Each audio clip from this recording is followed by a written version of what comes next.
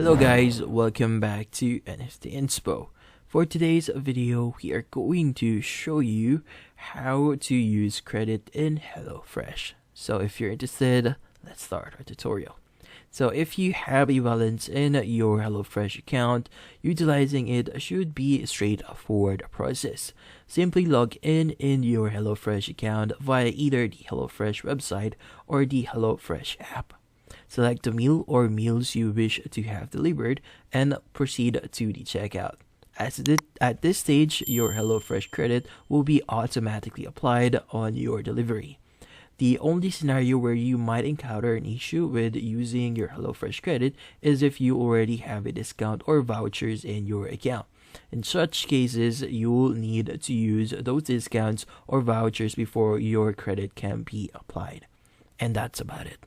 So hopefully this video was able to help you. Like and subscribe to NFT Inspo. Thank you for watching.